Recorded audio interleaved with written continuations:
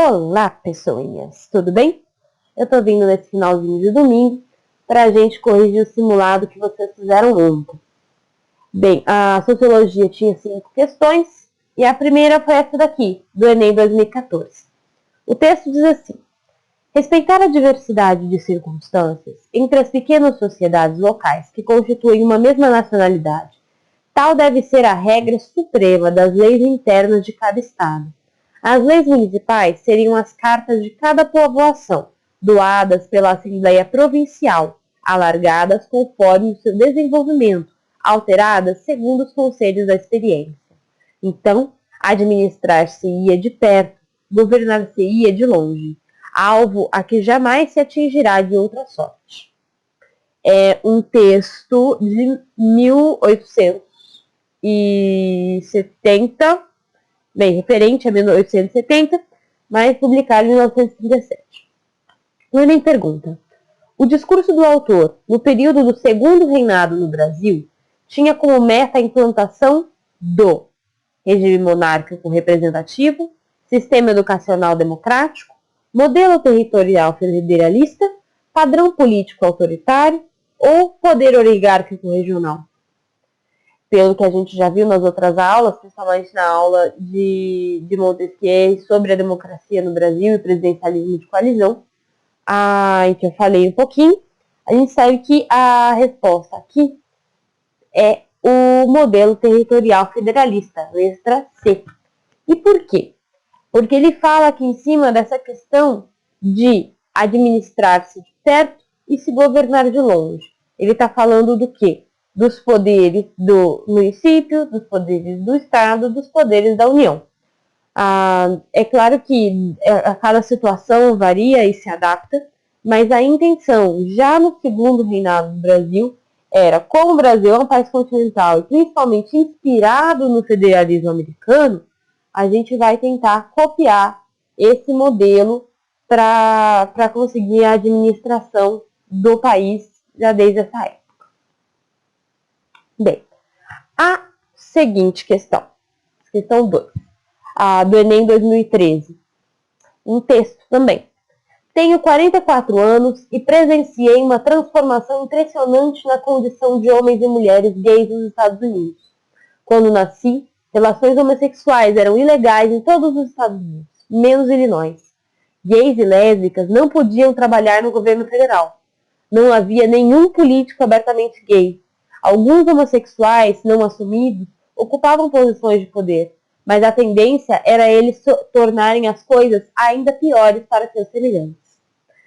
A dimensão política da transformação sugerida no texto teve como condição necessária a ampliação da noção de cidadania, b. reformulação de concepções religiosas, c. manutenção de ideologias conservadoras, d. implantação de cotas nas listas partidárias e alteração da composição étnica da população. A gente resolveu uma questão parecida na aula de revisão, e essa questão que a gente fala já dos movimentos LGBT+, e das condições de gênero, de vários outros movimentos, a gente está falando sempre de quê? De uma questão de acesso a direitos. Quando a gente está falando de acesso a direitos, é de entender o outro como um ser de direitos, né? E quando a gente está falando disso, a gente está falando de cidadania e de acesso à cidadania e à condição política mais favorável para essas pessoas. Então, a resposta dessa questão é a resposta A. Vamos lá. Seguinte, FUVEST 2015. O Movimento dos Trabalhadores Rurais Sem Terra foi criado em 1984, inserido em um contexto de A. Abertura política democrática no Brasil e de crescente insatisfação com as políticas agrárias nacionais então vigentes. B. Fortalecimento da ditadura militar brasileira e de aumento da imigração estrangeira para o país. C. O declínio da oposição armada à ditadura militar brasileira e de aumento da migração das cidades para o campo. D. Aumento da dívida externa brasileira e de disseminação da pequena propriedade fundiária em todo o país. E.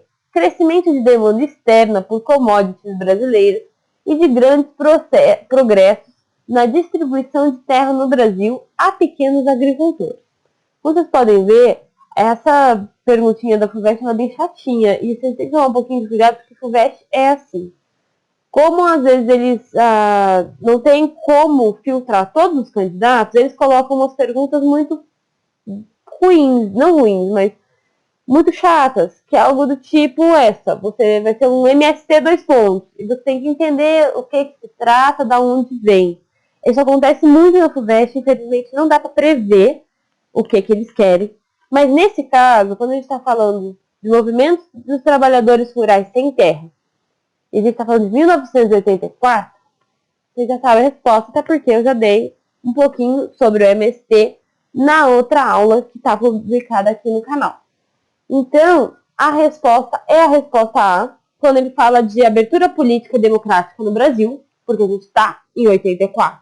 É um momento que, assim, os anos de chumbo já passaram da ditadura, é um momento em que a gente está tendo uma reabertura, lembrando que em 85 é decretado o final da ditadura com a eleição direta do presidente Tancredo, mas quem assumiu o Sarney, não é? E isso em 85, ok? Enfim, então aí tem essa parte da abertura democrática. E a segunda parte é a crescente insatisfação com as políticas agrárias nacionais então vigentes. Por quê? A gente sabe que as políticas agrárias da ditadura, elas não favoreciam os pequenos produtores. Então, esse movimento, ele vem contra essas políticas e as diversas reformas que tiveram sobre as políticas agrárias para reivindicar os direitos para os pequenos produtores e se colocarem contra o latifúndio, como eu já coloquei nas outras aulas, ok? Que o latifúndio é uma questão problemática no Brasil, que é essa concentração de terra nas mãos de poucas pessoas, e falta terra para serem cultivadas pelos outros trabalhadores rurais, que às vezes ou tem as terras roubadas, ou tem as terras invadidas também por fazendas maiores, ou porque às vezes vendem suas fazendas por uma grande pressão e aí descobrem que aquela não foi a melhor decisão e eles acabam também depois aderindo ao movimento para conseguir voltar a ter terras e conseguir melhorar a sua condição de trabalhador rural, ok? Vamos lá, só para eu explicar então um pouquinho das outras. Por que a B não pode ser? Ele está falando de fortalecimento da ditadura militar brasileira. Não, porque em 84 a gente já está passando pelo momento de democratização. Então não tem o fortalecimento, ela já está errada de início. E o aumento da imigração estrangeira para o país. Não também.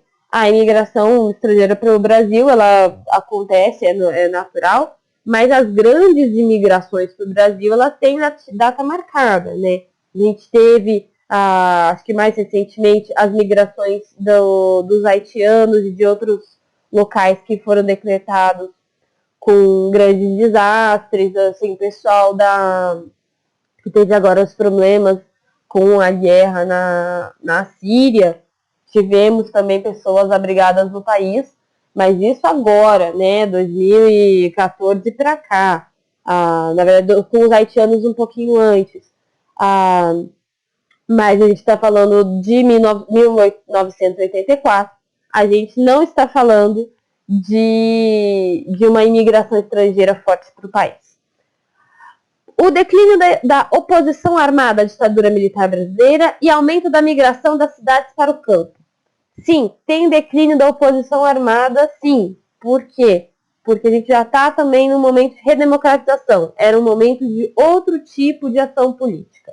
A luta armada ela existiu enquanto resistência nos anos de chumbo, que a gente fala, né? Mas ela não vai se perpetuar para sempre. Ela vai ter também a sua data marcada. E com o momento da redemocratização, esses grupos da oposição armada não são os que estão tomando frente. E também eles param de fazer oposição armada, também por causa dos massacres que aconteceram por parte das Forças Armadas contra essa oposição. ok? E aumento da migração das cidades para o campo? Não, porque a gente sabe que o Brasil vem desde de Juscelino tendo uma grande urbanização. O século XX ele é marcado pela urbanização do país, né? E a gente sabe então que não existe essa migração da cidade para o campo. Cada vez mais as pessoas vêm morar na cidade. Beleza? Então, assim, primeira parte tá ok? Tá ok. Teve um declínio da oposição armada na ditadura, mas o aumento da migração das cidades para o campo não acontece. Então é falso. D. Aumento da dívida externa brasileira e disseminação da pequena propriedade fundiária em todo o país. Aumento da dívida externa brasileira. Sim, ocorreu. Ocorreu por causa das dívidas que a ditadura contraiu para normalizar algumas situações, para tomar algumas ações políticas, eles contraem algumas dívidas, aumentam a dívida externa junto ao FMI e a outros bancos internacionais.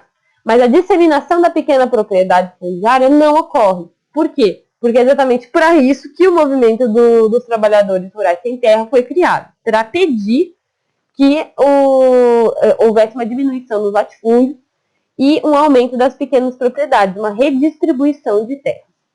E crescimento de demanda externa por commodities brasileiras e de grandes progressos na distribuição de terra no Brasil e a pequenos agricultores. Não teve essa demanda do externo por commodities brasileiras. E esses grandes progressos na distribuição também não ocorreram, que era pelo que o MST estava lutando. Essa primeira parte também a gente sabe que não teve, por quê? Porque o Brasil, ali na década de 70, ele vai junto na crise do petróleo. Então, a gente já estava numa pequena crise que vai se desenrolando, e até por isso que acontece essa redemocratização, porque a ditadura começa também a não se sustentar mais, já que o milagre econômico vai acabando, e começam outras crises por causa de crises internacionais, e aí o comércio internacional brasileiro é afetado, isso prejudica o país e isso vai começar a desestabilizar cada vez mais o sistema. Ele vai deslegitimar um sistema que já não era legítimo e as pessoas não querem realmente mais aquele negócio. Então, a gente fica com a letra A. Próxima questão. FUVEST também, 2014. A gente tem uma charge em que tem uma mulher, uma moça, próxima a um jarro. Na barra da moça está escrito soberania. A gente tem um senhor bem trajado, escrito nas costas dele, político, conversando com a soberania sobre esse jarro. E na guia que esse senhor traz, tem uma junção de homem com burro e está escrito no braço desse ser, eleitor. Essa é uma charge de 1927 e a questão diz: a charge satiriza uma prática eleitoral presente no Brasil na chamada Primeira República. Tal prática revelava essa eu respondi para vocês em aula, não tinha motivo algum para ninguém errar. E como vocês podem ver, a FUVEST, mais uma vez, ela quer que vocês peguem essa parte de relacionar a charge e relacionar esse período que é a Primeira República. As questões vão dizer: a ignorância por parte dos eleitores dos rumos políticos do país, tornando esses eleitores adeptos de ideologias políticas nazifascistas. B.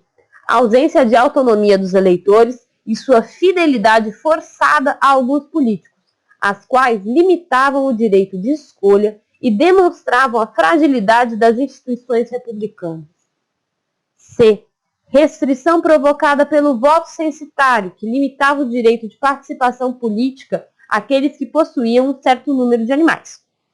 D. Facilidade de acesso à informação e propaganda política, permitindo aos eleitores a rápida identificação dos candidatos que defendiam a soberania nacional frente às ameaças estrangeiras.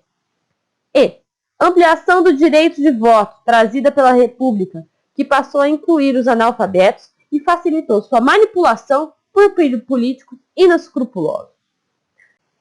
E o que a gente está falando aqui é do voto de cabresto. A resposta, no caso, vai ser a letra B. A ausência de autonomia dos eleitores e sua fidelidade forçada a alguns políticos, as quais limitavam o direito de escolha e demonstravam a fragilidade das instituições republicanas.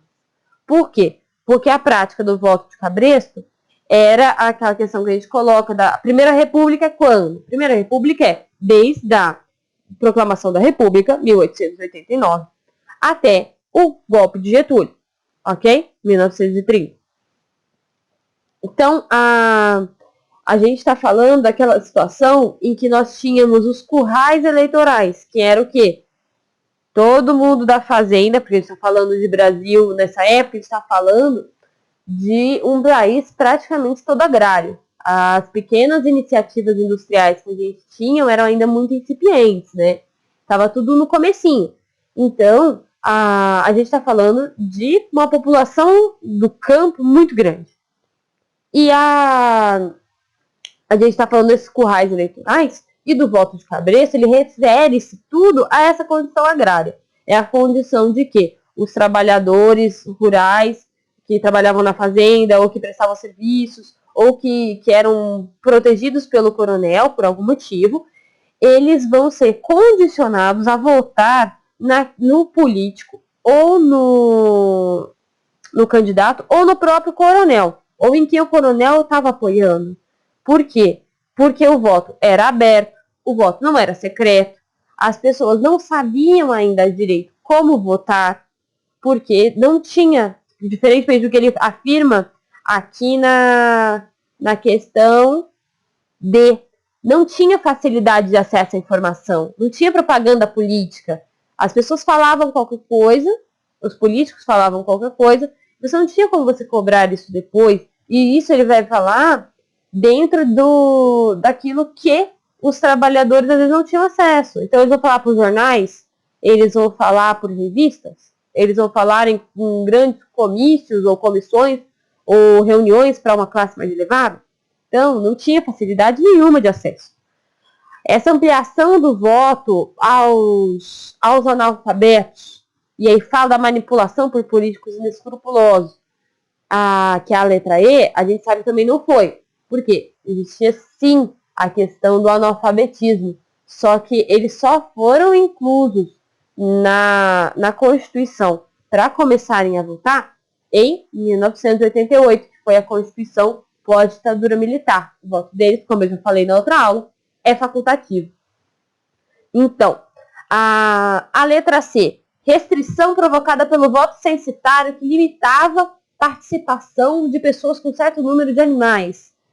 Não, era só se você quisesse marcar essa de zoeira, porque não tem isso, nunca teve. Ninguém é restringido pelo número de animais que tem, ok? Apesar de, na primeira abertura de voto, como a gente viu nas outras questões das outras listas, em 1824, a gente tem a questão do voto por uma questão monetária, censitária. Então, só que isso não necessariamente tinha a ver com certo número de animais. Nesse caso, não se fala disso. Ele colocou aí para dar uma confundida com a questão de 1824 e pelo fato de ter um burrinho na charge. Ok? A primeira A, então, está falando da ignorância dos eleitores. E aí fazia com que eles fossem adeptos de políticas nazifascistas. Não também existia uma ignorância sim dos eleitores, mas não necessariamente eles aderiam a essas ideologias nazifascistas. A questão é que existia uma ignorância total até das ideologias nazifascistas. Eles iam realmente pelo que o coronel condicionava, tanto pela lábia, por conversar e por convencer e por fazê-los votar no candidato que o coronel apoiava, tanto pela força e pelas diferentes chantagens que o coronel vai fazer se não votarem no candidato que ele escolheu. Próxima e última questão. Enem 2014. Estatuto da Frente Negra Brasileira, FNB. Artigo 1. Fica fundada nessa cidade de São Paulo para se irradiar por todo o Brasil a Frente Negra Brasileira, União Política e Social da Gente Negra Nacional, para a afirmação dos direitos históricos da mesma em virtude da sua atividade material e moral no passado e para a reivindicação de seus direitos sociais e políticos atuais na comunhão brasileira. Diário Oficial do Estado de São Paulo, 4 de novembro de 1931. E aí o Enem pergunta: quando foi fechada pela ditadura do Estado Novo, em 1937, a FNB caracterizava-se como uma organização o quê? A. Paramilitar, voltada para o alistamento de negros na luta contra as oligarquias regionais. B. De beneficente, dedicada ao auxílio dos negros pobres brasileiros depois da abolição. C. De política, ou não, engajada na luta por direitos sociais para a população negra no Brasil. D. De democrático-liberal, envolvida na Revolução Constitucionalista, conduzida a partir de São Paulo. E. Internacionalista, ligada à exaltação da identidade das populações africanas em situação de diáspora. Bem, a resposta aqui eu acho que ela está meio óbvia, pelo menos para mim, pelo que a gente já falou na aula, pelo que a gente já falou aqui na aula do canal. A resposta certa é a letra C. Ela é uma organização política, porque ela está engajada na luta por direitos sociais para a população negra no Brasil. E não só direitos sociais. Aqui eles também estão falando de direitos políticos. Então, a gente está falando desses dois tipos de direitos que a FNB reivindicava neste momento e que foi fechada pelo Estado Novo, naquele momento de uma repressão, de um controle, de uma censura também no Estado Novo, em que você não tinha a possibilidade de fazer essas organizações fora do Estado. A gente não pode falar que ela é paramilitar porque ela não está voltada para a luta armada. Ela não é beneficente porque ela não quer só se dedicar ao auxílio dos negros, ela quer a questão da afirmação de direitos. Ela não é democrático-liberal porque ela não estava envolvida na Revolução Constitucionalista, nesse caso. Não que ela não fosse democrático-liberal, mas ela não estava envolvida na Revolução Constitucionalista. E ela não é internacional, porque assim, apesar dela reivindicar e exaltar sim a questão da identidade negra e do peso da contribuição negra para a formação do Brasil, da cultura brasileira, ela não está focada nesta parte, ela estava focada na questão de afirmação de direitos políticos e sociais para a população negra. Gente, esse finalmente foi um vídeo mais rapidinho, então eu já vou parar por aqui, antes que eu me estenda muito mais. Eu espero que tenha ficado mais claro, vocês já consigam entender um pouco mais o gabarito que a Mari vai passar para vocês. E que vocês tenham, por favor, acertado todas as questões, né? Que vocês podem ver, algumas são mais chatinhas, algumas dá pra gente dar uma entendida pelo contexto, mas vocês estão vendo que o Enem já está seguindo uma outra linha, que não é mais tanto interpretação de texto.